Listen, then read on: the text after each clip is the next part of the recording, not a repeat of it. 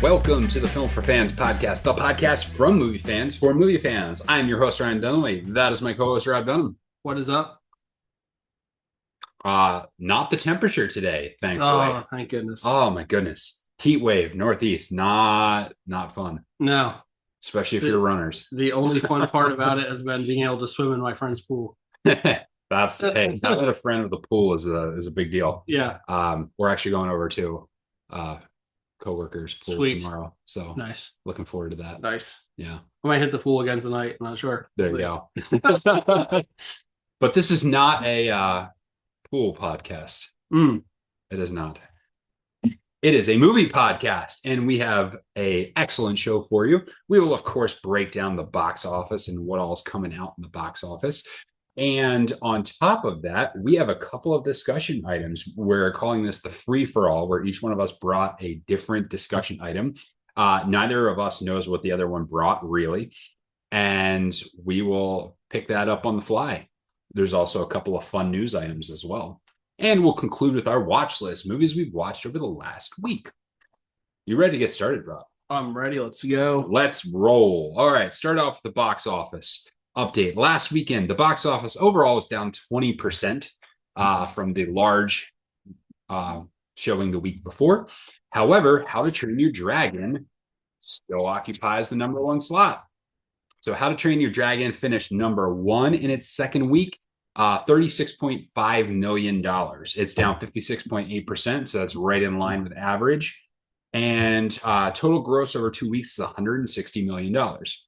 Solid, not the monumental, earth-shattering amounts that, say, Lilo and Stitch did, but decent. 2 and 3 are occupied by first-time entrants into the box office this past weekend. 28 years later did $30 million in its opening week, which seems very solid for that type of movie. Beating out Elio, the children's animated movie making its entrance into the box office. It did $20.8 million. Yeah, I think probably Disney is not super thrilled about that one. Really interesting there. Lilo and Stitch, in its fifth week in the box office, came in fourth, did $9.7 million, $386 million. Maybe that thing gets across 400 million domestically. Maybe. We'll see. Rounding out the top five is Mission Impossible: The Final Reckoning, did $6.4 million. It is also in its fifth week in the box office. It has a total of $178 million domestically. What do you make of it? So with Elio, I did not see a lot of advertisement for this movie. It was really under advertised considering Disney was behind it. Yeah, and I'm wondering if it's more just a case of Disney putting all its eggs in the Lilo and Stitch basket and seeing like how successful it's going to be and pushing everything behind that. Yes, that definitely got way more advertising and promotion than this movie did. Substantially. Yeah. And I wonder, sometimes I think studios, like, if they don't love a film, will then not put weight behind it, which then becomes a self-fulfilling prophecy. We don't put weight behind it because we don't think it's good. And then it's not good because we didn't put any weight behind it. So maybe that's something, but I am surprised at the lack of marketing for Elio and the lack of appeal, because it's a brand new character. It's a new story. It's a different type of story. And I saw a few things for it, but I did not see a lot. And so that's kind of surprising. Yeah, sometimes with like kids' movies, my kids will be clamoring to see it and I said a word about this movie. So yeah, it also doesn't help that it came out like the week after Labor Day, or Labor Day, Memorial Day, the week after, kind of the week, not Memorial Day. I don't know what I'm talking about. Okay, the timing of it. All that being said, the timing of it seems not great because Lilo and Stitch has been out. How to Train Your Dragon has been out. There are multiple movies that have drawn kids in, and to add a third one into the mix might have been too much to expect it to do as well as I'm guessing they were hoping. Yeah, 28 years later, though, 30 million. That's a very solid horror entrant. Now, this is a bit of a franchise, and there's some high profile people behind it, but 30 million seems fine for that. Yeah. Yeah, I'm assuming that they're pretty happy with that. Yeah. And it will probably have decent legs to it because it's the only movie of its kind. Well, there will be another one coming out this coming weekend, but last week it shared that distinction. Anything else in the box office? Not really. Okay.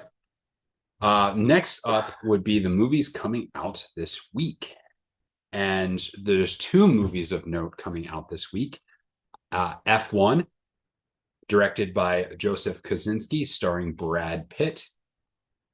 So you have the director from Top Gun Maverick and Tron Legacy and Oblivion teaming up with Brad Pitt.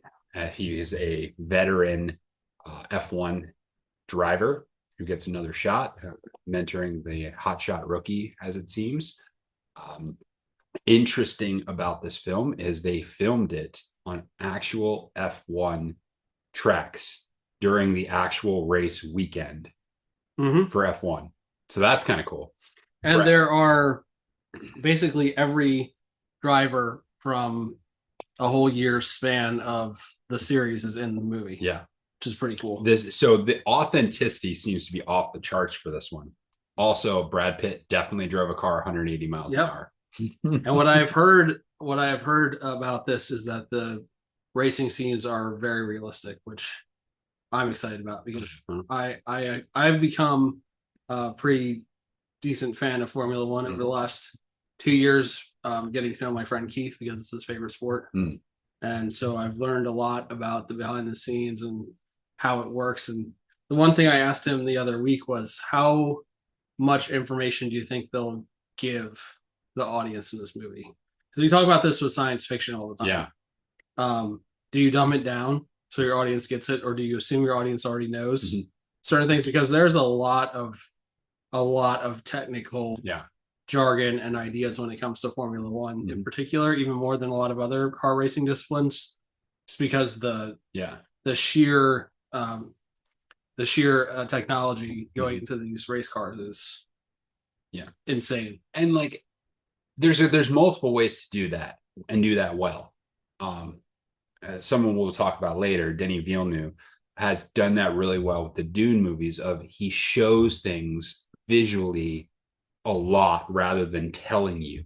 And that's one of the ways to do it, is you show something and you show the differences so that you don't have to spend large amounts of time on exposition and explaining complicated things. There's another way to do it. Like if you saw Gran Turismo, that's another racing movie. They use some technical jargon in that one. And I, not being a racing fan, did not know what that jargon meant, but I knew what they were trying to get at. If that makes sense. So like someone said something about brakes being whatever, and I did not understand what that meant about the brakes. But the point was, it was illustrating that this driver knew what he was talking about when it came to the brakes. And then they check it out. I was like, oh yeah, he was right. So like you can do stuff like that where you say the jargon, but and the audience then doesn't have to necessarily understand it. Yeah. It's funny because when it comes to any sports movie, really, there's like levels of knowledge, and there are small little rules in every sport for sure that are like essential for how you understand a sport. If you think about what constitutes offensive holding or pass interference, so like how would you communicate that in a movie? For Formula One, the one thing I'm thinking of is there's a thing called DRS, which is if you are a second or less behind the person in front of you, when you get into a certain zone, you're allowed to, you literally lift up a part of your car and it changes the aerodynamics of your car and it makes you faster than the person in front of you. So the idea is that, like, if you're close enough to a person, they want to encourage you with the ability to pass them because that creates conflict on the track, that creates back and forth. And that kind of thing is like really important in almost every race. So are they actually going to talk about that in this movie? Because I feel like it should be a thing. Or do you just explain it by visually showing somebody passing? So I really don't know. That would be interesting. Yeah. I trust Joseph Kosinski to do whatever it is well. And I'm excited about this movie. I think I am not a racing fan. I tend to enjoy racing movies. So that's kind of interesting for me as not being a racing fan, but I do tend to enjoy the movie. So yeah. I'm really excited for John Gerard's cameo from Talladega Nights. Sacha Baron Cohen showing up in the middle of the Series Formula One movie. That's probably not going to happen. But no, that's probably not going to be great if it did. Shake and bake. Say you like pancakes. You just have to say you like the little pancakes. Oh, no. Oh man, yeah. Talking about racing movies. The other entrant in the box office this week is Megan 2.0, and that is a sequel to the original Megan, about the kind of creepy murderous doll. There's no kind of about it. The very creepy murderous doll with the lifeless dead eyes, and the weird dancing, and all of that type of stuff. So she's back. She's a little taller this time around. Seems just as murderous. So I'm guessing that one's up on your radar. Oh yeah, I like the line in the trailer where she goes up to the guy and she's like, "Remember when I burned the house down and almost killed you? That won't happen again." Thanks. You say it won't. Then.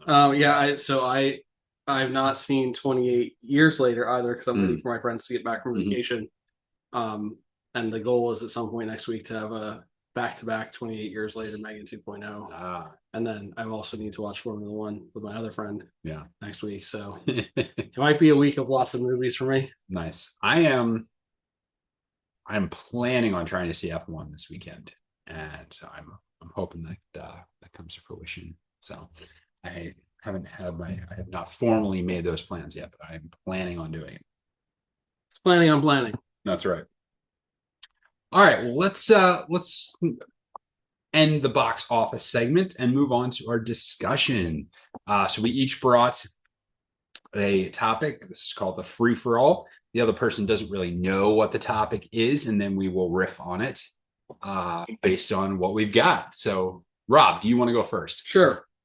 So, basically, just used AI, which is a really good use of resources, and I get yelled at for using AI because apparently it kills the rainforest. I don't know. But is that like a butterfly effect? I guess. Thing? I don't know. So I asked it for 5 blockbuster movies from 2004. Oh, 2004. Random. Okay. And my question is, first of all, I'm going to list the movies and you tell me if you've seen all of them. Okay. Shrek 2. I think I saw Shrek 2. Harry Potter and the Prisoner of Azkaban. Absolutely. Spider-Man 2. Yes. The Incredibles. Yes. The Passion of the Christ. Yes. Okay, so my question, based on the ones that you are sure you've seen, what's your favorite scene from one of these movies? What's my favorite? What's the best scene from any of these movies that I listed? All right, so they were not one for each movie, but like one scene over a scene that sticks out to you from all. One scene to rule them all. Shrek 2, Harry Potter and the Prisoner of Azkaban, Spider-Man 2, okay, The Incredibles, okay, and The Passion of the Christ. I feel like including The Passion of the Christ is kind of cheating. It's kind of cheating. Only the most singular event in human history. I don't know. Maybe that might warrant a consideration. So okay, we'll put that one aside. We'll put that one aside for obvious reasons there.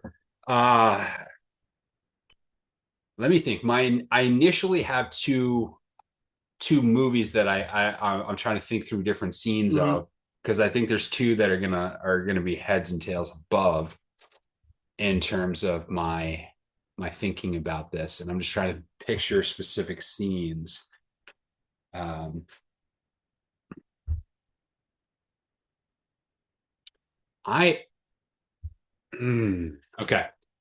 I'm gonna talk through this with you here. So as I'm talking through, I might change my mind. I'm just trying to riff here a little bit. One of the scenes I love from Harry Potter and the Prisoner of Azkaban is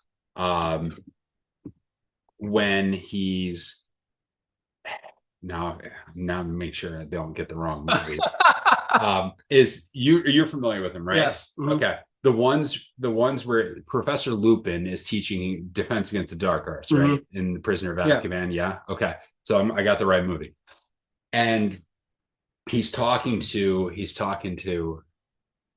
Harry about his fears and trying to get him to wrestle with his fears. And the scene where that scene where he's playing with the bucket and trying to deal with that and wrestle with it and those sorts of things. That's a really cool scene because he's talking to him about fear and about what he's doing. And I really like. I have a friend who really doesn't like this, but the time travel element in that movie where he comes back the second time and you're reliving that scene the second time and you're going through all of that with him seeing himself and then seeing himself on the other side, and that moment where he realizes that he can do it because he saw himself doing it is really cool. That's a cool scene. Yeah. I really like that. Yeah, I actually really like how they use the watch and the time travel. I do too in this movie. Yeah, I do too. I think it's different from a lot of time travel because they're very clearly and intentionally interacting with themselves. They're trying to not make it obvious to themselves, but they're very clearly impacting what's happening. Yeah, it's a fun sequence. It's a fun scene to watch that happen. And I love Dumbledore in this one because he's such a cool character, because as much as he's like the headmaster and he's like responsible for the school, and he's okay with letting them get into a little bit of mischief and in fact encourages them, which is kind of cool. So I think that's one of my standout scenes. The other one I was thinking about was The Incredibles. And one of the things that stands out to me is early on in The Incredibles, where they're going through what the dad looks like when he doesn't have purpose. And talking about, he's going through it and he's like doing it as a side gig and his wife is getting in trouble. Like that dynamic of a man without purpose, a bored man without purpose, I think is really actually profound. Yeah, it's really profound. And that The Incredibles is one of the best animated movies out there that's of all time. It's really, really good. And I think the way they nail what happens to a man in particular when he does not have an adventure, when he does not have a battle to fight, really makes sense. And so to see that play out visually like that is really cool. I think the scene that sticks out to me the most out of these movies is in The Incredibles, where Mr. Incredible is in the cave with the giant computer, and he discovers that all these famous superheroes have been wiped out. Yeah. And it dawns on him that, like, this could happen to me. Yeah. Because it completely changes his entire operating mode. Like, he goes into, like, I've got to protect my family. Like,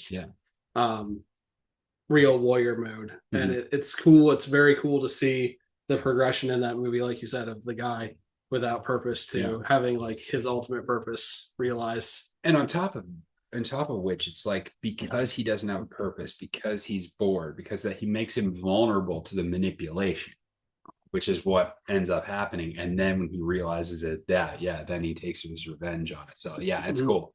Those are both really good movies. Yeah. The other one I looked up was 2008. Okay. And I'm gonna guess. I don't even have to list the whole 5. I'm gonna list them anyway. Okay. What movie you're gonna pull a scene out of? But Indiana Jones: The Kingdom of the Crystal Skull is not. Are you sure? Mamma Mia. Okay. Hancock. Okay. Kung Fu Panda. Wow. Okay. Those are some interesting movies. Yeah. We'll say I do have a soft spot for Kung Fu Panda. I think it's underrated. I like Jack Black, so yeah, I find it funny. But the movie that we're going to talk about, both of us, is The Dark Knight. Yeah. For sure. So that's really, but thinking about that as an interesting, which is the best scene from one of the best movies of all time? That's really fascinating.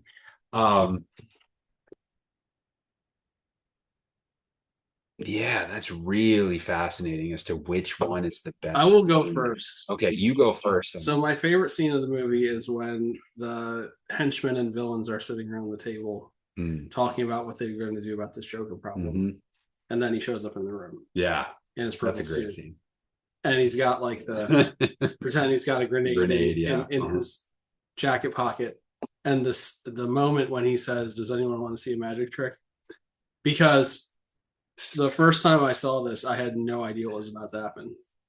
Yeah. And he sets the pencil down and just slams the guy's head into it, and you're like, what just happened? That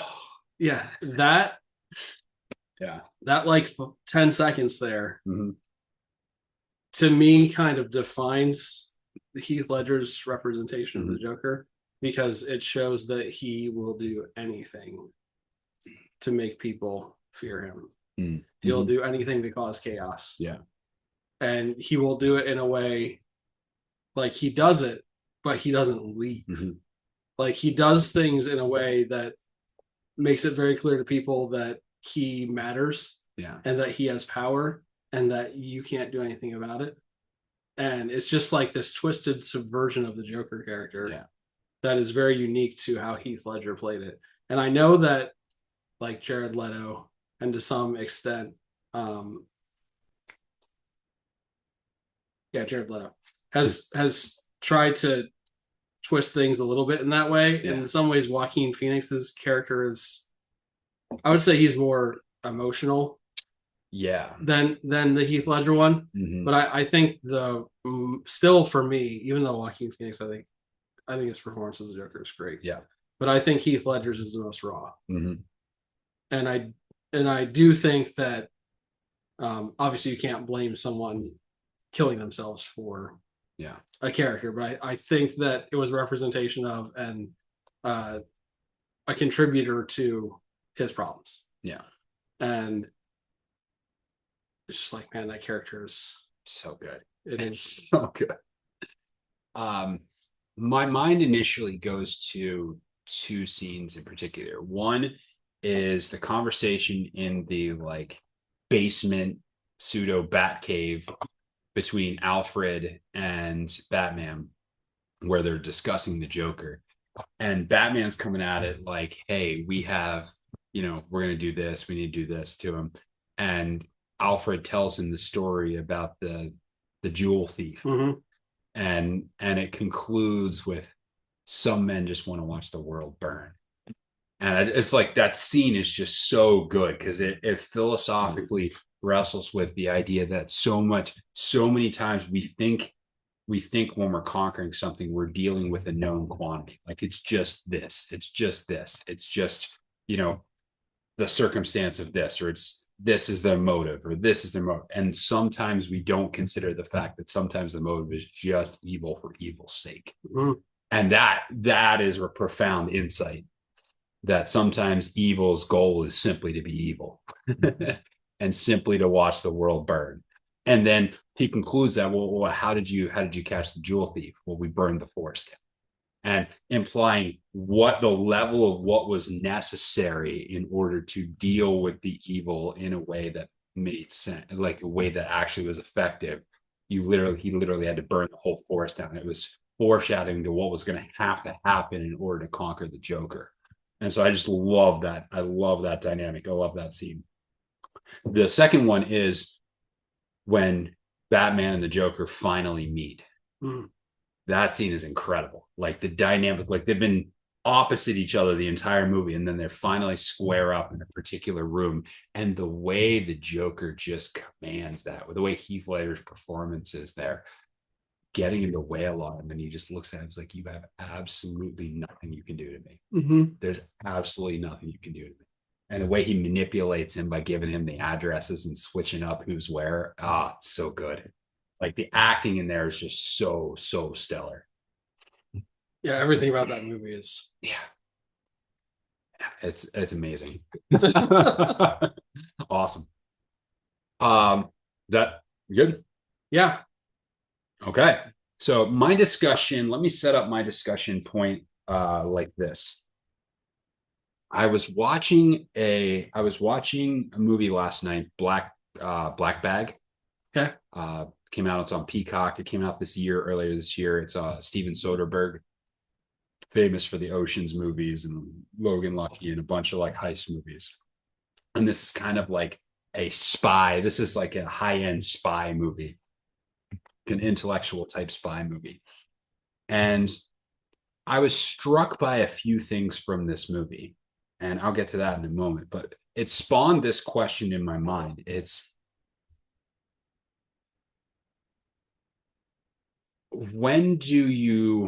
what causes like a director or an actor or a writer to essentially, when are they past their prime, as it were? Like when have they let their game slip, if you know what I mean? Mm-hmm. Like when have they peaked? What causes the director to peak and then carry on? I don't know if I'm explaining this properly. Like, there was a friend who we were talking about a particular band, and I just love some of their albums, and I love modern stuff too. But they made the comment of like they probably peaked as a songwriter like 8 years ago, you know, and now they're still putting out albums, they're still doing stuff, but they probably are past their prime as this. And I was thinking about this from a director standpoint. Like, how do we know when like a director is past their prime? Because I think we've seen evidences of this. Like, for instance, Ridley Scott is still putting out movies. Ridley Scott movies in 2025 are not what Ridley Scott movies were in the mid 2000s. Mm-hmm. They're just not the same. There's not the same. Maybe he doesn't have the same energy, but that's what I'm trying to get at. It's like, what causes that? Or Francis Ford Coppola, amazing movies, but his best movies are 2 decades ago. Like, what causes that? What do you think is behind that? Why is it that sometimes you see a director or an actor or writer, but let's focus on directors. What causes a director to peak and then not be able to achieve the levels they achieved earlier in their career? What causes that, do you think? I don't know if it's just that for most people, the best ideas come at the beginning. Or is that an age-related thing, or what do you think it is? I just might be a depth of storytelling ability more than age. I don't think age has anything to do with it. Okay. I also think that in some cases it's more of a peaks and valleys situation than it is necessarily like hit a peak and then it's only downhill. From there. I think of M. Night's person I'm thinking of the most, because he's had some very high peaks, but I think he's had some very low valleys. And I think like it's a confluence of material plus those around you plus the actors. But he's an interesting test case too, because his best, most famous movie was his first one. His second one initially wasn't loved, but has since become known as a very solid movie. And then he started to go downhill, and then he hit like a real trough, and he's come back up to just like decent, you know. But his highs were his first couple movies. Yeah. And then I think what you see, and this is one of my things, is they stop exploring their creativity, because M. Night became known as the guy who's just going to throw a trick at you at the end. His entire movies just became, I'm going to use a twist ending, because that's what worked in the first movie. It worked again in the second movie, and he just kept doing it for several movies on after that. And eventually that trick got used up, and everyone just kind of viewed him as a one-trick pony. And then when he was trying to reinvent himself, it didn't go so well for a while. Yeah, because if you are successful, you're going to lean into that. Yeah. And I think that is the problem for a lot of directors, that they lean into their success to the point where they don't either take constructive criticism or look for it. Yeah. And they don't continue to push themselves. So they don't try different things. I like that. The idea that once they've achieved like the plague of success, once they've achieved a certain level of success doing things a specific way, they don't continue exploring new ways of doing things or new types of things. Mm-hmm. That's really, I think that's definitely something to that. I think sometimes too, people get lazy. And I was thinking about this when it came to Steven Soderbergh. I'm listening to the score of Black Bag, and it sounds like it was just ripped off from the Ocean's movies. It does. Like the same sounds, the same tones. Maybe it was I forgot to look this up. It might even been the same composer. I'm not sure. But even still, like, you're really going to just use the same sounds and the same, like, it's a Steven Soderbergh film because the score sounds like this. It sounds like the Ocean's movies. And there was a scene early in the film where a bunch of characters that you don't really know sit down and have a really deep discussion. And I'm sitting there thinking, we haven't earned this yet. As an audience, we haven't earned this yet. He's throwing in a scene that you feel like you have to earn because you don't know any of the characters. And I'm just wondering if sometimes directors get lazy on that front. And I would say Ridley Scott, I would put Ridley Scott into that category too, where you've made enough money, you've had enough success, you don't work as hard on your craft, on your individual projects as you did on some of your earlier stuff. Yeah. I think sometimes just the scripts and the kind of movie just don't match with the director. And I think a good example of this is Boon Joon-ho, who in my opinion, with Mickey 17. Yeah. Because we both went into the movie with like really high expectations and incredibly disappointed by it because it was nothing near what Parasite was. Yeah. And maybe some people are just like, one-hit wonders exist for a reason in music. Like one album wonders exist for a reason. Like maybe some people only have enough in the bag to make one phenomenal movie. Yeah. Like they've reached their ceiling. They had one great idea. They hit that one great idea out of the park, and then that's it. And I do think it's about surrounding yourselves with people who will push you. And I think, I think one of the reasons why, to this point, Christopher Nolan has been so successful is that he has immersed himself in learning as much as he can about the movie he's making. Yeah.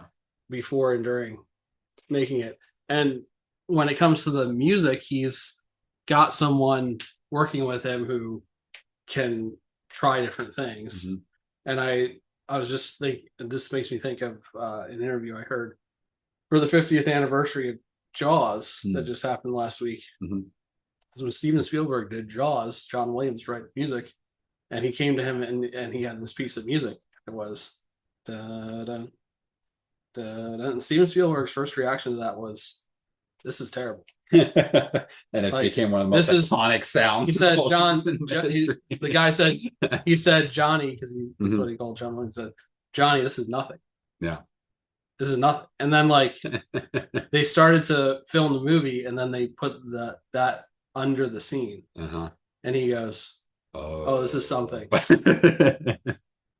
Well, but it takes that kind of risk, or that willingness to not just throw something away because you don't think it immediately matches up with what you're trying to do. Well, and speaking of that, and Nolan's the perfect counterexample so far. That's what I'll say. So far,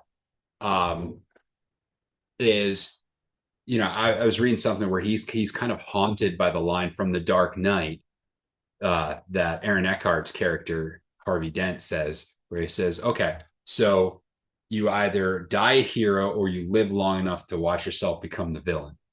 And he said he's haunted by it. He didn't write it. His brother did. And he said for the longest time, he didn't understand it. He didn't understand it and he was like resistant to it. But now it's become one of the iconic lines of that movie. And it makes so much sense in the film. And so that was one where Nolan didn't understand the line and didn't write it, but trusted his brother that it was worth it, because his brother has been a regular collaborator with him in writing and some of this stuff. But that is something. And like Nolan has routinely not only done original work and created original ideas, but shifted genres on a regular basis. And sometimes that almost annoys me because his movies are so good. I want him to keep doing the awesome, mind-bending sci-fi films. But he wants to go do Dunkirk. He wants to go do Oppenheimer. Now he's going to do the Odyssey. And I can't wait to see what he comes up with for that. At the same time, like, he's trying his hand at different types of filmmaking and making different films that are going to stretch him in different ways. And that sometimes that doesn't work. I think we ran into that with Mickey 17. Bong Joon-ho is trying to stretch himself into an American director that can make a big budget film for American audiences. And it just didn't work. Now, maybe he learns from that experience and learns from that failure and comes back even better. Or maybe we never hear from him again on the main stage. I don't know. I do think there is something valuable to the cumulative nature of art. Yeah. In that, I think there are a lot of directors who have made a good movie or two good movies. There are a lot of painters who have painted a good painting or two good paintings. But then when you go to like the Philadelphia Museum of Art and you see like 8 paintings by Monet. Yeah.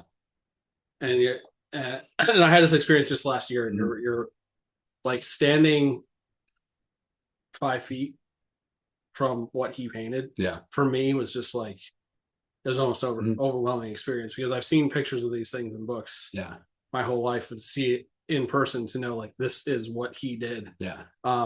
There was something cumulative, like I said, in analyzing that, to see like all of these next to each other, like he did all of these. This wasn't just one lucky thing, like it was talent. Well, there's 2 things on that. One, I've had a similar experience when I got to see The Persistence of Memory by Dali, the one with the melting clocks everywhere. I was like, whoa. I just like, I came around a corner, it was there, and it just hit me. It's one of my favorite ones. It was like, oh man, that's so amazing. That is so cool. You hit that. Art is awesome like that when you get those experiences. Secondly, you are scientifically correct. The number one predictor of whether or not a person will have a masterpiece art is the sheer number of pieces they produce. And that's just the effect.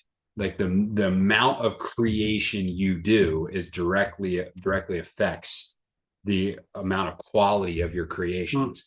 And like they did this study with like photographers where they gave one group of people like, okay, you're only going to be graded on your best photographs. So only turn one of them in at the end of the semester. And the other ones are like, you are graded by the sheer amount of volume you turn in. And when at the end of the semester in the photography class, all of the best photos all came from the group that turned in the large portions of photos. The ones who just sat around trying to create the perfect image, none of them were any good. Whereas the ones who just created a whole bunch of them ended up producing the best pieces. Like they've done a lot of research on that. So you're on to something there for sure. Yeah. And I just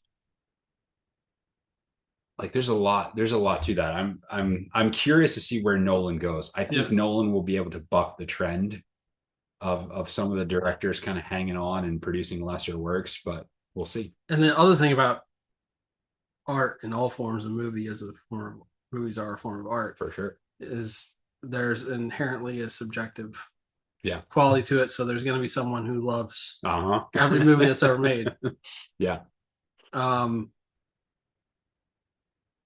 And I wonder sometimes if directors like don't care. And should they? Or are they making what they feel passionate about? And I think that the only real crime is if you're putting something out there that you don't actually care about. And I think sometimes I wonder about that because, like, for instance, Kevin Costner with the Horizon films, like they didn't do well. But it was a passion project, and you can tell that he put the effort in to do it well.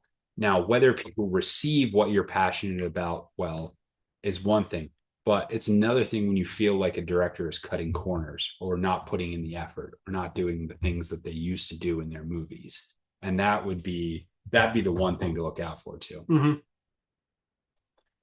All right. Well, that's a good discussion. I like that. That was a couple of good topics there. Before we get to our watch list, I want to do a couple of news updates. We have some Bond news, and this is exciting. They have announced the director for the next Bond film. We have no idea who Bond is yet, but they announced the director, and the director is going to be Denis Villeneuve. And that makes me exceedingly happy. Denis Villeneuve, my second favorite director currently in operation, director of the Dune films, director of Blade Runner 2049, Sicario, Arrival, all of these amazing films will be directing the next Bond movie. Yeah, thoughts? I cannot wait for the arrival of Timothée Chalamet as James. Oh no! Oh no! No. I don't think he's gonna be able to pull that one off. No, he would have to gain several inches in height and 50, 60, 80 pounds of muscle. Yeah. That's not going to work. That is not going to work. And he's not British, right? No, he's not British. No. What is interesting, though, is we're probably getting relatively close to them announcing who Bond is. If they're if they're announcing the director, that means they kind of have an idea where they're headed, which you would think if they're gone far enough to announce a director that they have, if they don't have it done, they have a pretty good idea who's going to be James Bond. And that will be an interesting piece of entertainment. Pierce Brosnan again. Man, Pierce Brosnan was in Black Bag for like he had minor scenes. Like he's not looking great. There's one to pull up here. The last news story we'll hit real quickly is no, it was on a different platform. I'm trying to pull up something here.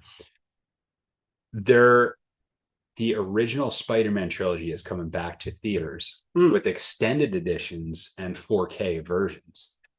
So all three movies are coming back into theaters, and I'm trying to pull up the story I saved to be able to give dates to that. But that is interesting. I think it's coming this fall that those three movies are coming back. I actually really like them. They were underrated, and I think especially the first one really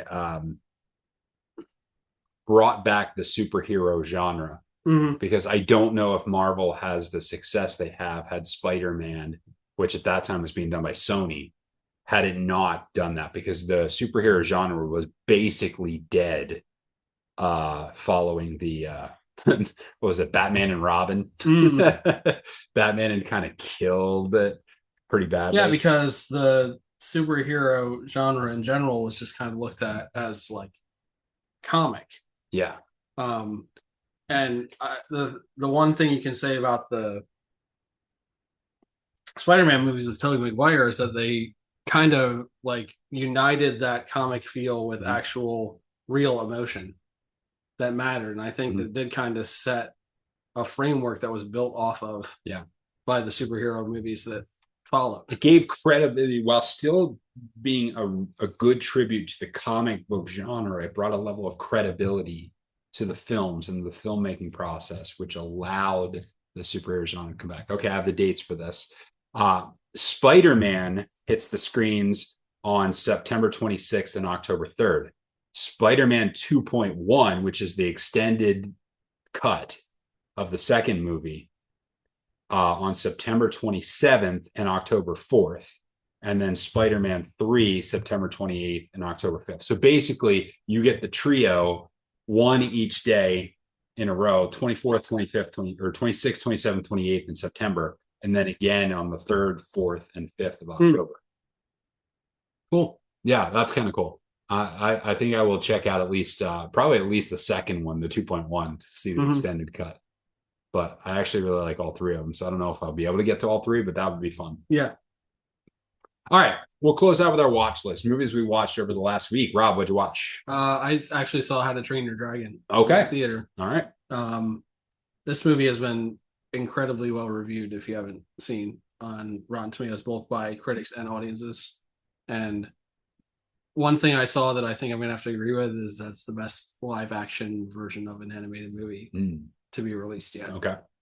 And I think what makes it work so well is that, to be honest, when I read the original book, I kind of saw it as like a live action thing in my head. I didn't see it as being animated. Yeah. And obviously the dragons in the movie are computer animated, but it all feels very real. And Gerard Butler is awesome. And he is the one person who is in both movies. I was going to ask about that. I didn't know if they brought back most of because he's the voice of Hiccup's dad in the movie, and he's the voice of an actor for him in the new one. Okay. Cool. So it's not the same guy playing the kid, because Jay Baruchel plays the voice in the animated movies, but the person who does it is great in the character. And there are many scenes that are like shot for shot remake of what they did with the animated version. I actually like the live action version of most of them better. And it felt very very real and dangerous, and I think they had that come across a little better than they did in the animated version. Because whatever you do, it's scary in an animated movie, there's still always that layer of, oh, it's just animated. When you see like real flames flying at somebody, it's a little different. Yeah. And they did a good job of conveying that, what that would be like if that were a real scenario and real situation that people were going through. Sure. So that's what I saw this week. I finally got to see Ballerina. Nice. Yeah. I definitely enjoyed it. It was good. I would say I don't think it's as good as the John Wick films. One of the things you look for is the just over the top next level spectacular visuals. And there were some in this film for sure. I would say, I think the level was slightly down from what we've seen from the John Wick films.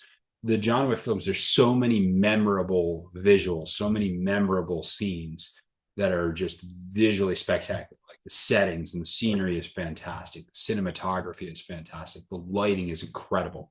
And there were a few of them, but there were some scenes that I'm like they could have punched that up to the next level. So whereas the John Wick films are maybe the best cinematography you're ever going to see in action movies, this one isn't quite that.